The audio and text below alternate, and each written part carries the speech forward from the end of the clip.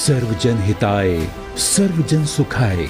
यदि किसी व्यक्ति ने इस अवधारणा को सार्वजनिक जीवन में लोक कल्याण के लिए प्रतिबद्धता के साथ अपनाया है तो वो हैं प्रधानमंत्री श्री नरेंद्र मोदी जी।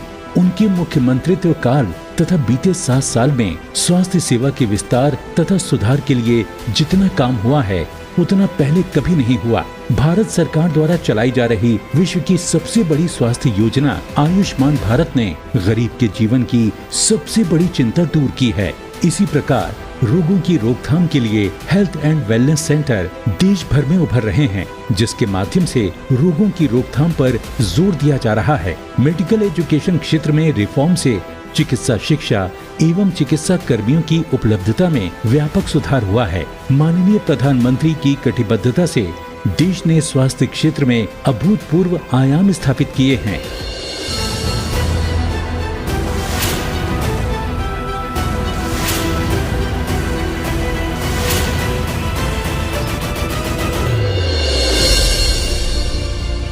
किसी भी देश में स्वास्थ्य सेवाओं को उपलब्ध कराने के लिए एक बहुत बुनियादी जरूरत है चिकित्सकों और पैरामेडिकल स्टाफ की उपलब्धता की। एक तरफ देश में मेडिकल एजुकेशन में सीटों की संख्या बढ़ाई जा रही है, वहीं इनमें एडमिशन से लेकर रेगुलेशन तक एक सीमलेस और ट्रांसपेरेंट व्यवस्था बनाई जा रही है।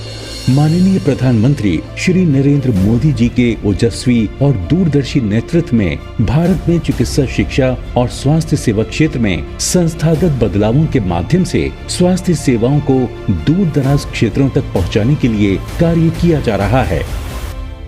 नेशनल मेडिकल कमीशन से देश में मेडिकल शिक्षा के विस्तार को गति मिलेगी, उसकी क्वालिटी में सुधार आएगा और करप्शन की शिकायतें दूर होगी। 2013-14 से पहले देश में कुछ मेडिकल कॉलेज थे और उनकी पहुंच में क्षेत्रीय असंतुलन था।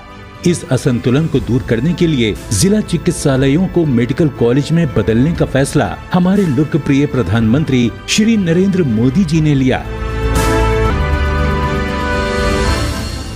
स्वास्थ्य क्षेत्र में काम करने वालों की उपलब्धता को बढ़ाने, मेडिकल शिक्षा देने के लिए मेडिकल कॉलेज के निर्माण में क्षेत्रीय असंतुलन को दूर करने, जिला अस्पतालों में उपलब्ध संसाधनों का बेहतर उपयोग कराने, स्पेशलिस्ट और टर्शरी देखभाल की सुविधा सरकारी मेडिकल महाविद्यालयों और अस्पतालों के माध्यम से उपलब्ध कराने की आवश्यकता थी।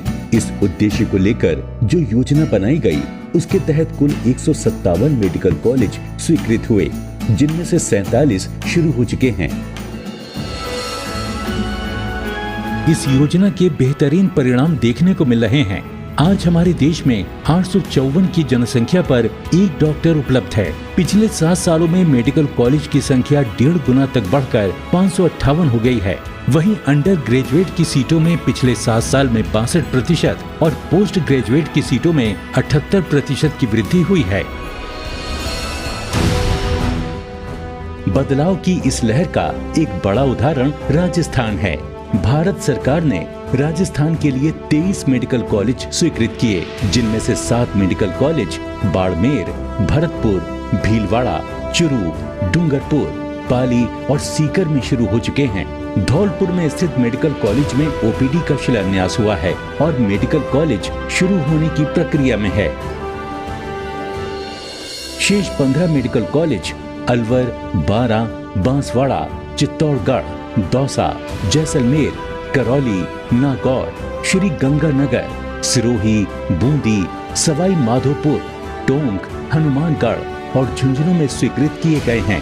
इनमें से बांसवाड़ा, दौसा, सिरोही और हनुमानगढ़ में स्थित 4 मेडिकल कॉलेज का शिलान्यास माननीय प्रधानमंत्री जी के कर कमलों द्वारा आज हो रहा है।